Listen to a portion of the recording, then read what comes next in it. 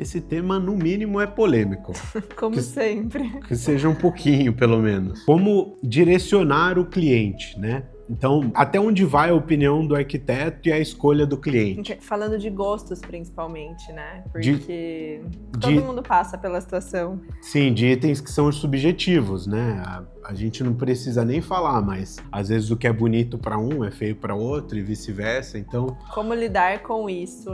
Isso é muito complexo, né? Principalmente quando o cliente, ele te contrata para você instruir, para você direcionar, para você mostrar para ele o caminho. Como lidar quando o cliente, ele sai um pouco ou tem alguma opção estranha, ou ele gosta de um item isolado, mas ele não tem o contexto todo do projeto. Como que a gente consegue explicar isso? Como que a gente direciona? Como que a gente faz ele tomar a melhor decisão? Eu acho que esse tema tem uma frase muito forte que o Ralph mesmo que me ensinou a falar para os clientes, que é: eu estou sendo paga para falar o que eu devo e não o que o cliente quer ouvir. E quando a gente fala disso, a gente fala em vários sentidos. Primeiro de tudo, quando a gente vai falar de funcionalidade, não tem discussão.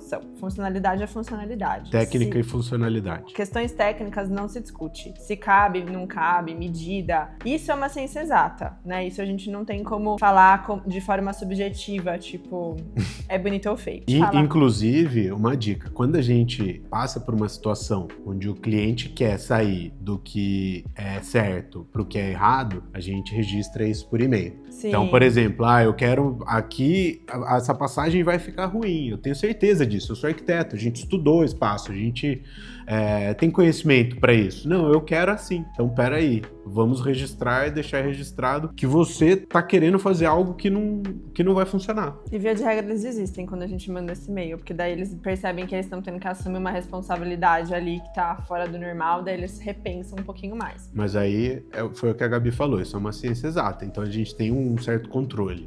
Agora, quando a gente fala de gosto, não tem certo e errado. E aí que entra a questão de: o cliente me contratou, ele confiou no meu trabalho, ele confiou no meu senso estético, eu estudei pra isso, eu trabalho com isso. Então, a minha função é falar. Sendo chato ou não, eu hoje, né, depois de um certo tempo, eu perdi aquela vergonha, aquele medo, sabe? De ser sincera com o meu cliente, assim, de: eu gosto disso. Eu falar: olha, isso não vai ficar legal, isso não se usa, isso não tá combinando, isso tá defasado, enfim. Eu acho que a gente tem que ser sempre educado na forma de falar, mas eu não deixo passar. Então, vou dar alguns exemplos de situações que já aconteceram comigo. Tem cliente que eles perdem um pouco o timing das reuniões em loja, né? Então, principalmente quando a gente vai falar de escolha de mobiliário. O que eu mais sofro no escritório é a questão de mobiliário, porque revestimento, torneira, iluminação, geralmente a gente faz as reuniões e isso tá atrelado ao executivo e geralmente o cliente compra isso com mais antecedência porque precisa disso logo no começo da obra.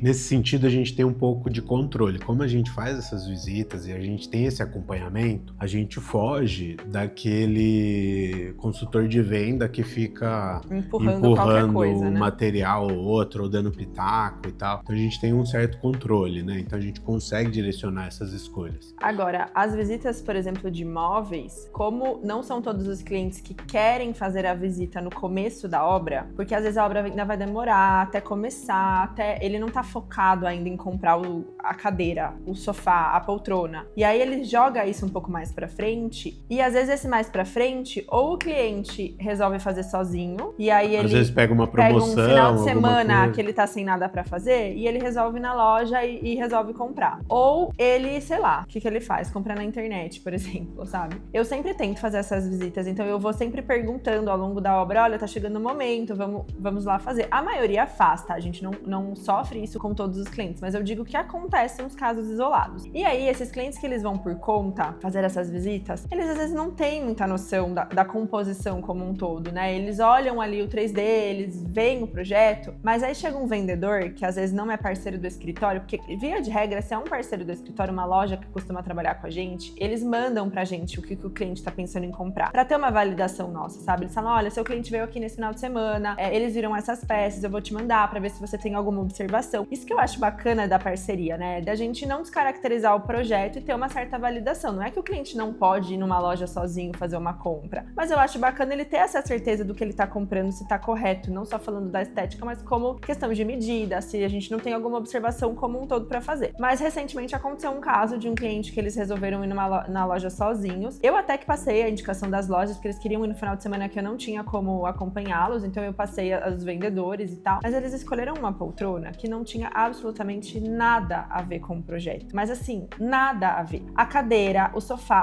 tudo que eles compraram tava lindo, mas a poltrona, eu quase quis chorar na hora que eu vi assim, a mensagem. Eu não sabia nem o que eu falava. Eu fiquei numa situação que eu passei acho que um dia inteiro ensaiando a minha mensagem pra como eu ia falar pra eles que eu não tinha gostado, porque não ia dar tempo, eles já tinham comprado a poltrona. Eles não simplesmente, tipo, me mandaram perguntando minha opinião. O problema eles só chegou mandaram, pronto. Compramos. E aí, como eu conhecia a loja, uma loja que a gente não tem tanta parceria, mas eu conhecia a loja, que inclusive fui eu que passei a loja pra eles.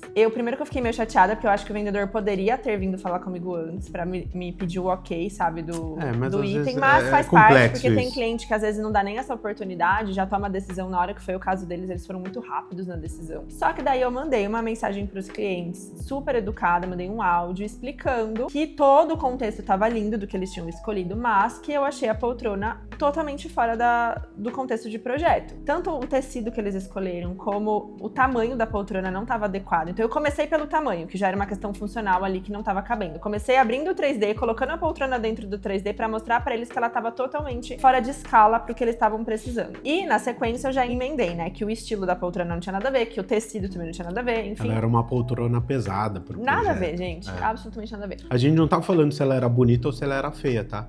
Mas eu me senti na obrigação, porque eu fui paga pra isso. O meu cliente, ele precisa saber que ele fez uma escolha errada, entendeu? Então eu falei, aí eles entenderam, eu ainda falei assim, olha, se vocês quiserem, eu converso com o dono da loja, que eu conheço, eu posso ver da gente fazer uma troca desse modelo, porque eles compraram no sábado, eles mandaram na segunda-feira, então tava muito perto. Eles ainda não tinham enviado pra fábrica, sabe? Daria tempo da gente interferir ali nessa escolha, né? Eu falei, eu converso com eles, a gente faz uma troca, mas a minha indicação é a gente procurar outro modelo que converse mais. E aí, no fim, eles amaram tanto a poltrona, porque assim, acho que foi uma paixão à primeira vista, não sei da onde que essa paixão surgiu, mas eles acharam ela confortável também, enfim, que ela falou que vai ficar com a poltrona, que talvez ela leve essa poltrona pro consultório dela e que daí ela vai esperar chegar tudo pra levar a poltrona pro espaço, pra avaliar no local e depois, eventualmente, comprar outra. É a decisão que eu gostaria? Não, mas pelo menos o meu papel foi feito, sabe, de dizer que estava errado. E isso já aconteceu outras vezes. Recentemente também uma cliente manteve todos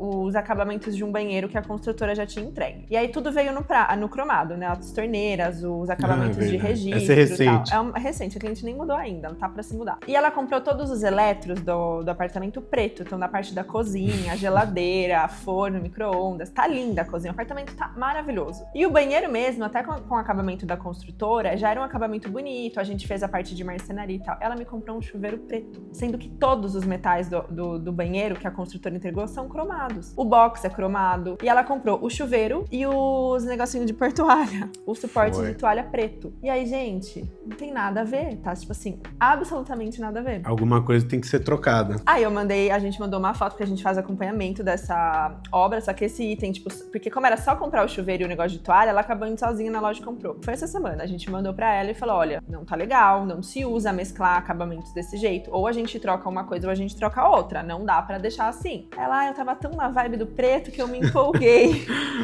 Percebi, né? Mas enfim, fui lá e dei minha opinião. Aí acho que ela vai acabar trocando. Mas eu tô só falando de situações que a gente fica, né, meio constrangido. Mas é o nosso papel. A Principalmente... gente tá sendo pago pra isso, gente. Exato, porque depois a gente vai fotografar e aí qualquer detalhezinho que sai ali Eu sei que tem coisas, né, que fazem parte. Não é tudo que tem que estar milimetricamente... A gente tem que aprender que a gente não precisa ser nem 8 nem 80. Exato. Né? Mas a gente tem que gerenciar uma questão como essa e não deixar de colocar a nossa opinião. Porque deixando de colocar a nossa opinião, é aí que a gente tá perdendo o nosso valor, de verdade. Exato. É o que a Gabi falou e eu sempre falei pra ela, porque toda vez ela sofre pra fazer o tal do comentário, né? E eu falo, a gente não é pago pra falar o que o cliente quer escutar, a gente é pago pra falar o que a gente tem que falar. E mesmo quando a gente vai nas lojas, eu direciono muito as vendas. Então, assim, na própria loja, o cliente fala, e esse piso? E eu já falo, não, esse piso não tem nada a ver.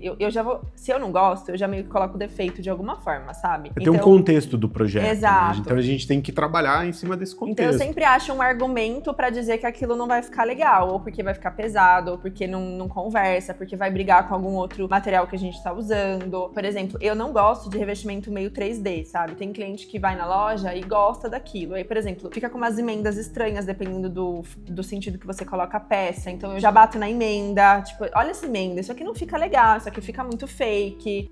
Ou tá datado, né? Porque é um revestimento Ou tá que tá de certa datado. forma datado. Eu não gosto de revestimento com brilho, não gosto, mas eu tenho cliente que ama. A questão do brilho é uma questão de limpeza e de manutenção, E, pra principalmente. mim, de reflexo. Eu acho de reflexo. totalmente desconfortável você entrar num ambiente piso, e ficar refletindo tudo que você vê ao seu redor. Então, eu já uso isso como um argumento, não só a estética de que eu não gosto, entendeu? E em banheiros tem uma questão também que é a... Pra piso, né? Pra piso, né? Se você usa um piso com brilho, ele tem Mas mesmo na parede, por uma exemplo, chance maior de causar algum tipo de escorregamento, mas acidente. mesmo em parede, eu particularmente não gosto. Mas eu sei que tem cliente que gosta, até que eu tenho projetos que tem revestimento com brilho, porque o cliente quis assim. E eu posso fazer alguma coisa? Não. Eu dei os meus argumentos, eu tentei fazer, mas ele quis, é um desejo, é ele que tá pagando, é ele que vai morar, é ele que tem direito de escolher. Então a gente vai amenizando, né, algumas situações. Quer usar com brilho, tudo bem, a gente vai dar um jeito, a gente vai, então vamos pôr o piso no acetinado e a parede no brilho. Enfim, pra tudo a gente dá um jeito, né? Mas eu acho que fazer o acompanhamento na loja é a forma mais segura da gente direcionar as vendas e evitar que esse tipo de coisa aconteça. Então, hoje eu percebo que as visitas em loja de imóveis, elas estão sendo muito fundamentais para isso não acontecer de novo. Então, é uma coisa até que eu tô melhorando no meu processo de não deixar espaçar tanto essas visitas para dar a oportunidade do cliente ir sozinho. Então, eu já tô amarrando essas visitas mais cedo. Mesmo que o cliente não compre agora, eu já vou criando aquele desejo nele, na loja que a gente foi. A gente vai mais de uma loja. Então, eu já vou amarrando essas escolhas, sabe? E aí, quando ele vai com a gente na loja, ele sente mais segurança. Então, daí eu acho que ele sente realmente a necessidade de ter o acompanhamento de um profissional. E aí, ele fica pensando, nossa, mas se eu for sozinho, daí eu não vou saber avaliar as mesmas coisas que ela foi argumentando comigo na visita. Então, acho que realmente eu vou seguir, por exemplo, na opinião da arquiteta, porque a gente tem essa segurança maior, sabe? Então, deixar o cliente muito solto também, eu acho que é um risco, é arriscado, né, nesse ponto. Então é isso, é um vídeo que gera uma certa reflexão, que a gente deixa pra vocês. E eu quero que vocês comentem casos também que vocês já passaram, porque eu tenho certeza que vocês já tiveram situações de cliente chegar com alguma ideia, assim, que vocês falaram, meu Deus, o que eu vou fazer agora? Isso aí, perrengue de obra, todo mundo tem todo aos mundo tem montes. pra contar um monte.